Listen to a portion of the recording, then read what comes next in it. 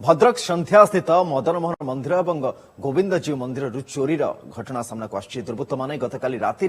दुईटी मंदिर ताला भांगी हुंडी नहीं जावा सहित गोविंदजीव मूर्तिर आखि ताड़ी नहीं जाइछन्ति। खबर पाइबा परे सिटी डीएसपी अंशुमान द्विवेदी और पुराणा बजार आईआईसी पहुंची तदंत आरंभ करछन्ति।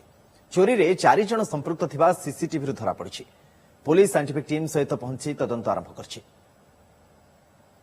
गतकाली राति 11टा बेले मु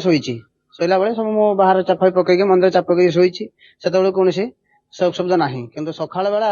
मु 5टा बेले उठिक भितर रूम भितर अच्छी सामने जने माउसी आसी मो डाकिले जे नना एमती एमती कौन चोरी होती मदन मोहन मंदिर में आप गेट खोलतु देखा कौन होसी रूम कबाट खोलुची देखा बाहर पटू कबाट अलरेडी दिखाई मुझे फेर सेपटे चाबी देली से चाबी खोलिक मत पदार बाहर कला भितर देखला मंदिर हुंडी बाक्स आगे ना आ पछपटे गेट चाबी भंगा चाबी भंगा हवा द्वारा भीतर कबाट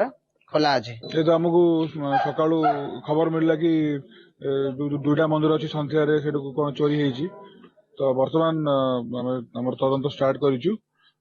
साइंटिफिक टीम डॉग स्क्वाड आसिक पहुंची आम सब वेरीफाई करुँ ट्राए करुँ जल्दी जल्दी